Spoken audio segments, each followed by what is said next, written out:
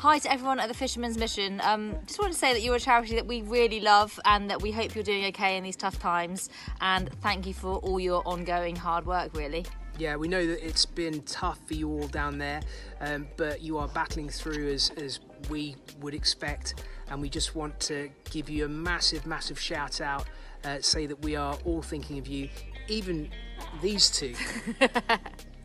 So all the very best from Steve and Helen And the little Willow. ones. Bye.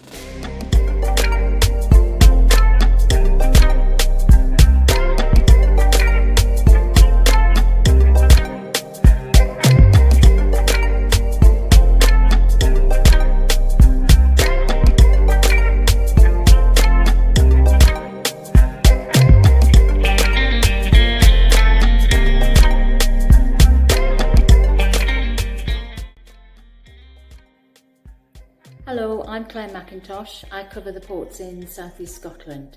Most of my fishermen are inshore fishermen. They have small under 10 metre boats landing shellfish, which is 100% exported to Europe. So you can imagine the beginning of lockdown last year, or just before it, I got a phone call from Dunbar Fishermen's Association saying the markets were closed in Europe. The buyers had closed shop over here. The boats were tied up and had been actually by the time I got to speak to them for about 2 weeks. There are a lot of families in Dunbar and they were very worried because most of them do not have any sort of means behind them. So I went up to Dunbar quite quickly and it was quite dramatic, quite overwhelming. Like a tsunami, there was a queue. There were forming queues around the block almost. So I quickly had to sort of formulate a plan to get organised because it did feel quite overwhelming. But I managed to get sorted, came back to my home working office and get started with this sort of production line of grant applications with some help from colleagues.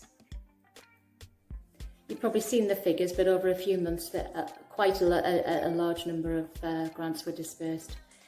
The word got around, so my client base was steadily and increasing. It was a bit like the virus. It was infecting all of the other ports, quite rightly so, because they were in the same position. So I was getting a lot of phone calls asking for help, and most of them actually were eligible. By about August, things had kind of settled slightly, August, September. And so how was I able to then reach out to others? I contacted harbour masters, other fishing associations, contacts of contacts. It was just on the phone all of the time, and I used every type of contact I had, whether it was a mobile phone, an email, anything that I had that I could kind of glean as much information from folk and get the word out. I put out press releases too, so to let people know to come and contact Claire McIntosh of the Fisherman's Mission if you are in this position. Working on Microsoft Teams, having access and being able to talk to all my colleagues every day and sharing information, best practice, and just encouraging each other and boosting each other, that was incredible and couldn't have done without it really. And thankfully we're still daily on Teams, and I hope that always continues. So just to quickly sum up, I started last year with 42 clients and I now have over 160 clients, and that is really just about tenacious persevering to try and get in contact with people. If I don't get a response, I keep trying. I leave messages either on email or on text, and I find my fishermen respond to texts, and that's the best way to get through to them. Keeping the press releases going, and I actually, they respond to people, and I'm one of those people persons. So.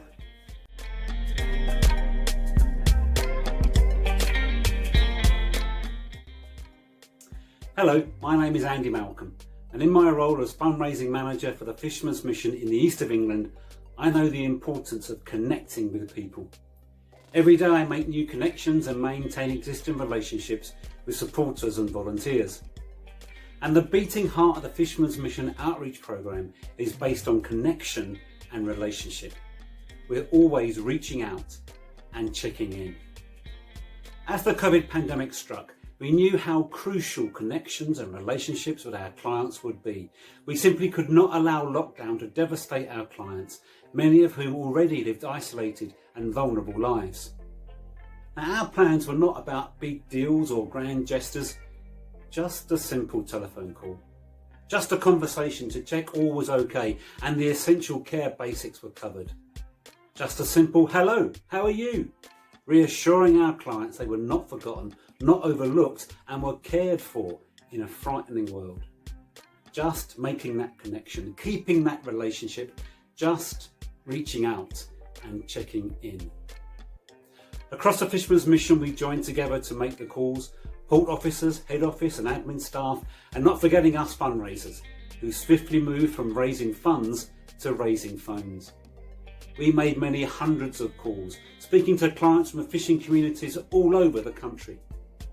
If help was needed, the request was carefully logged and followed up locally. Not everybody needed something, most were just happy to be thought of and very grateful to be remembered. As I look back on that time, the thing that stays with me most of all is that all of them wanted to chat, to talk, to connect. And some would literally chat for hours. They would chat about the virus, the fishing now and then, the port, their neighbours and their family caring for them, and about the wonderful Fisherman's Mission staff they knew locally. Speaking to clients was a privilege and a humbling experience. To connect with the people we raise funds for and to speak to the people we support meant everything. And in a year when face-to-face meetings across a cuppa were replaced by mask-to-mask meetings across a socially distanced doorstep, the need for real connection and relationship was never greater. I'm proud to be a part of a charity who achieved that by simply reaching out and checking in.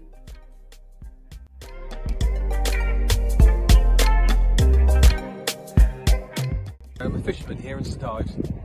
Just like to tell you about the last 12 months fishing. What a nightmare it's been. Basically it all started last March. As we all know, the country went into lockdown to stop the spread of coronavirus, to protect the NHS and save lives, as we were told. Fortunately, the impact of that on food service markets in Europe and in the UK was drastic and very dramatic. Fish prices collapsed within weeks of the first lockdown in March. Many fishermen tied up their boats. It just simply wasn't worth going to sea at that time. They just weren't making any money. Many fishermen, like myself even, we came ashore and we did different jobs. We went and worked in the supermarket, stacking shelves or doing delivery driving. And at that time there wasn't any government support for the self-employed, so it was a really worrying time and we didn't know how long this was all going to last. We had a meeting here in St Ives and we actually formed our own cooperative to sell catches direct to the public because we had no other markets. And if we logged onto Facebook, all around the country we could see other fishermen doing the same thing. And actually that kept us going, really just kept our heads above water at that time. Luckily then, we did have some funding from the MMO, paid vessel owners, and the government supported self-employed, and that threw us a lifeline. We were able to keep going. Here in St Ives, we applied to the Fishmongers Company, and we got help from them to sell our own catches, and we have a shop on the quay here, being built this year, and we were selling last year, which was fantastic. Through the summer, we gradually came out of lockdown and we were able to sell most of our catches at almost near normal prices. And though we couldn't make up what we'd lost, it did help. And that was really good for a time. And then obviously the winter came along. We had winter gales, which is obviously normal, but that really hit us hard. And then we had the agreement from Brussels on Christmas Eve, which was really not good. Many fishermen really genuinely suffered depression that the EU Trade and Cooperation Agreement really wasn't worth the paper it was written on. There was a lot of false promises from government that weren't delivered on, and that hit many fishermen hard. They dared to believe things could be different after 30 years. In Cornwall in particular as well, we had the problem of people coming down over Christmas, and infections in Cornwall were at their highest in January, 2 weeks after Christmas, and even 2 fishermen in the harbour here and their families were badly affected. We then had some of the worst winter storms and ground swells on memory. It's been a really tough, hard winter, but we're hopeful now. Obviously the vaccine rollout is helping, and in time we hope we can return to normal.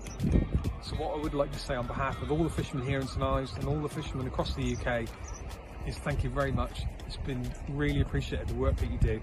Thank you.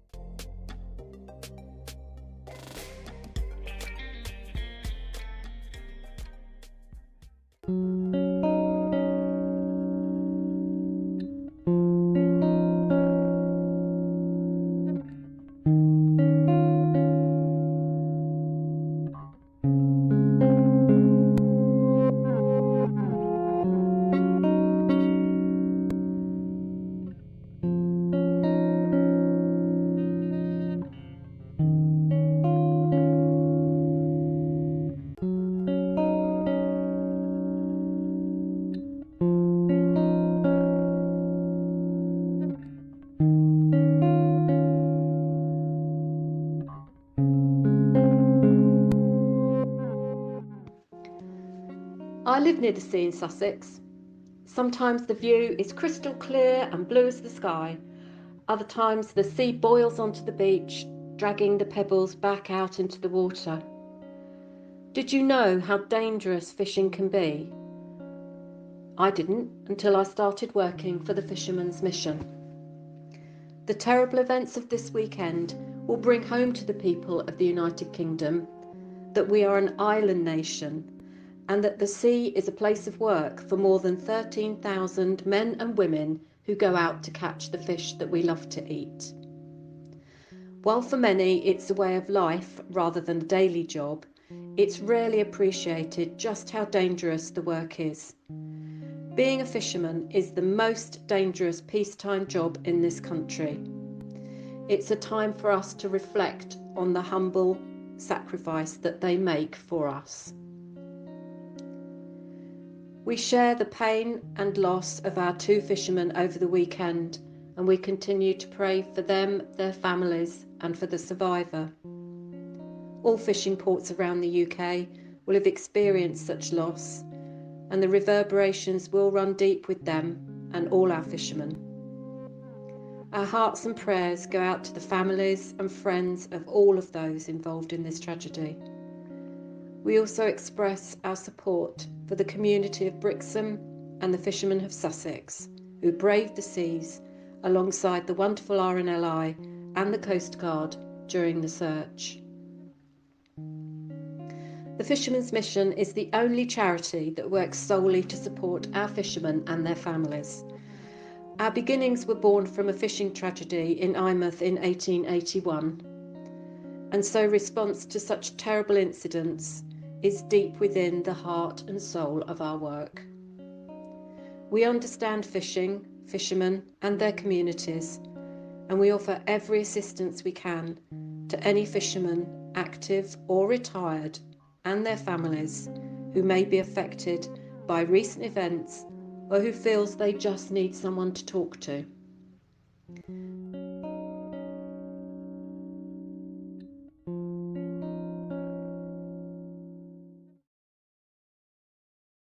When I awoke, the frost was feathering on my skin, could see my breath, and as I thought, I prayed to God that He would keep our fishermen safe. Oh, I'm a mission lad, you see. Oh, I'm a mission lad, see. Oh, mission. Toilers of the deep, we are here beside them. Oh, we are here beside them. So sing your shanties, boys, and sing your shanties, girls. Oh, we're here beside them. Oh, I'm a mission lad, you see. Oh, I'm a mission lad, see. Oh, mission. When I awoke, the frost was feathering on my skin, could see my breath, and as I thought, I prayed to God that He would keep our fishermen safe. Oh, I'm a mission lad, you see. Oh, I'm a mission lad, see. Oh, the mission.